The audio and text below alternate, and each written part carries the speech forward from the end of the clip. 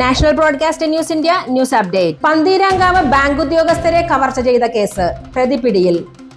Kozhikode പന്തീരാങ്കാവിൽ bank ജീവനക്കാരിൽ നിന്ന് പണം തട്ടിയെടുത്ത് കടന്നുകളഞ്ഞ പ്രതിയെ പോലീസ് പിടികൂടി. 40 ലക്ഷം രൂപയുമായി കടന്നുകളഞ്ഞ പ്രതി ഷിബിൻ ലാലിനെയാണ് പോലീസ് പിടികൂടിയത്. കാലിക്കറ്റ് യൂണിവേഴ്സിറ്റി പരിസരത്ത് നിന്നാണ് ഇന്ന് പുലർച്ചെ ഇയാൾ പിടിയിലായത്. തൃശൂരിൽ നിന്ന് കോഴിക്കോട്ടേക്കുള്ള യാത്രയിലായിരുന്നു പ്രതി. ടവർ ലൊക്കേഷൻ കേന്ദ്രീകരിച്ച് നടത്തിയ അന്വേഷണത്തിലാണ് ഇയാളെക്കുറിച്ചുള്ള സൂചനകൾ പോലീസിന് ലഭിച്ചത്. അതേസമയം മോഷണം പോയ 40 ലക്ഷം രൂപ കണ്ടെത്താൻ സാധിച്ചിട്ടില്ല. പ്രതിയെ ഫറൂഖ് SP ഓഫീസിൽ എത്തിച്ചിട്ടുണ്ട്. ഇയാളെ ചോദ്യം ചെയ്തു വരികയാണ്. പന്തീരാങ്കാവിൽ ബുധനാഴ്ച ഉച്ചയ്ക്ക് 1 മണിയോടെയായിരുന്നു സംഭവം. ഇസാഫ് ബാങ്കിലെ ജീവനക്കാരനായ അരവിന്ദ് എന്നയാളുടെ കയ്യിൽ നിന്ന് പണം ഉൾപ്പെടുന്ന കറുത്ത നിറത്തിലുള്ള ബാഗാണ് ഷിബിൻ ലാൽ തട്ടിപ്പറിച്ചുകൊണ്ട് പോയത്.